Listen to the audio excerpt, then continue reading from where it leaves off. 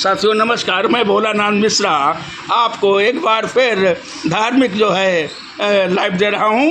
और हम बता दें कि हम इस समय द्वारका धाम, जो कि हिंदुओं के सबसे पवित्र स्थलों 4 धामों में से एक है, जो गुजरात में अरब सागर के संगम पर स्थित है। इसे भगवान श्री कृष्ण की कर्मभूमि और द्वापर युग में उनकी स्वर्ण नगरी कहा जाता है, सोने की नगरी कहा जाता है। साथियों, जैसा कि आप जानते हैं, मथुरा में जब अपने मामा कंस का वध करने के बाद श्री कृष्ण भगवान जो है अपने ससुर जरासंध ने लगातार यज्ञवंशियों पर आक्रमण करना शुरू कर दिया।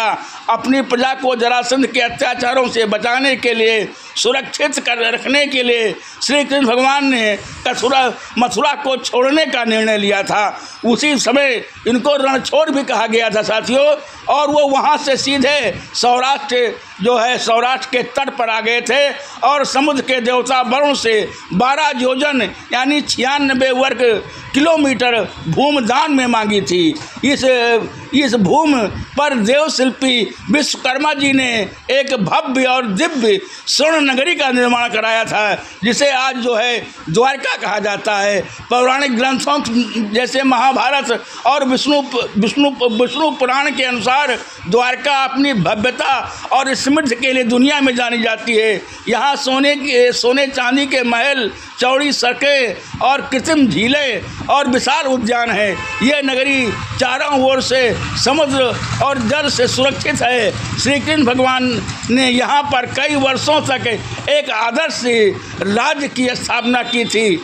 और महाभारत के युद्ध की समाप्ति के बाद श्री कृष्ण भगवान कौरवों की माता गांधारी को सांत्वना देने गए, तो गांधारी ने महाभारत के विनाश के लिए श्री कृष्ण को दोषी ठहराया था। उन्होंने श्राप दिया था, जिस कौरवों का वंश नष्ट हुआ है, ठीक उसी तरह श्री कृष्ण के यदुवंश का भी नाश हो जाएगा। समय बीतने के साथ साथ गांधारी माता के श्राप को जो श्राप है वो सच होने लगा। द्वारका में यादवों के बीच अहंकार, आपसी वैमनस्य बढ़ गया।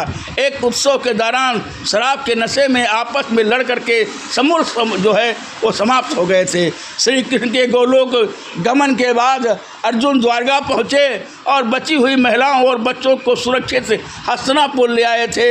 और उसी समय जो है ये द्वारकापुरी समुद्र में जो है वो समा गई थी। साथियों, हमें संक्षिप्त इतिहास आपको दे रहे हैं। हम बताते चले कि मंदिर के अंदर कैमरा या मोबाइल ले जाने की अनुमति नहीं है। हम नियम कानूनों का पालन कर रहे हैं और आपको हम मंदिर के अंदर का नहीं बल्कि मंदिर के अंदर से का जो मुख्य द्वार है, अंदर जाने का मुख्य द्वार से लाइव हो रहे हैं। और हम आपको ये दिखा रहे हैं कि कितनी विशाल भीड़ यहाँ उमड़ी हुई है। दर्शन के लिए लोग जा रहे हैं, दर्शन करके लोग आ रहे हैं। और ये हमारा सौभाग्य है कि हम भी जो है शंकराचार्यों द्वारा स्थापित 4 धामों में जो है एक धाम द्वारकापुरी आए हुए हैं। ये द्वारकापुरी में आपके जहाँ पर भगवान श्री कृष्ण, बलभद्र और राधा रानी के दर्शन होते हैं, वहीं पर शंकराचार्य जी का भी मठ जो है मंदिर के बगल बना हुआ है। हमारा सौभाग्य है कि आपको हम वो शंकराचार्य जी का जो है स्थान भी यहाँ दिखा रहे हैं। साथियों, ये द्वारकापुरी जो है आज भी श्रद्धा और भक्ति का जो है एक अनूठा जो है नमूना बनी हुई है। यहाँ दुनिया भर के लोग जो हैं श्रद्धा आस्था के साथ यहाँ पर आते हैं और उनकी मनोवांछित जो कामना होती है पूर्ण होते हैं। कहते हैं द्वारकापुरी वही आता है जिस पर भगवान श्री कृष्ण जो है वो बड़ी दया दृष्टि करते हैं। द्वारकापुरी जो है आज भी भक्तों का भक्ति का संगम बनी हुई है।